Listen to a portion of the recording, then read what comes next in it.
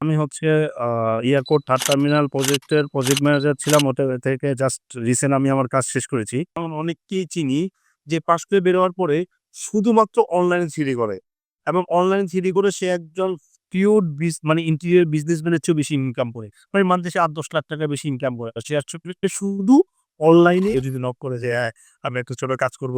হুম লিখে শত, শত মানুষ এটার পেছনে কমেন্ট করছে। হ্যাঁ, কমেন্ট পড়ে।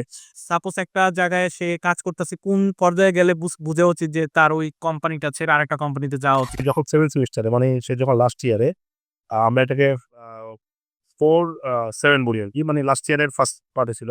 তখনই তার জব হয়েছে এবং তখন তার জব হয়েছে ৳45,000 য়।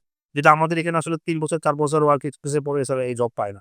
ফিউশন প্রজেক্ট গুলোর মধ্যে আমার এই 14-15 ইয়ার্স ওয়ার্ক লাইফ এ ফিউশন প্রজেক্ট গুলো আমি বলব যে ওই প্রজেক্টটা ছিল হচ্ছে one of the best project. Fusion project. Interior design যদি একটা বিজনেস চিন্তা করি, তাহলেও তো একটা কনফ্লিক্টিং ব্যাপার চলে আসতেছে যে কম সিলিং এর কাজ বা কম ওয়াল ক্ল্যাডিং এর কাজ করলে তো ব্যবসা কম হবে। বোর্ড জায়গাটা বেসিক্যালি আমার বোর্ড তৈরি হয় বেসিক্যালি সব কেমিক্যাল দিয়ে।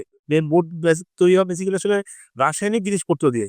তো এটা যখন আমি কাটি, আমি এটা আবার এটার উপরে রং করি। এটা আল্টিমেটলি আমি হয়তো বুঝতে পারি না, ক্লায়েন্ট বুঝতে পারে না, আমি বুঝতে পারি না। বাট আমি লং টাইমে আমি ক্লায়েন্টকে একটা বোম পাতার বাসায় রেখে আসছি।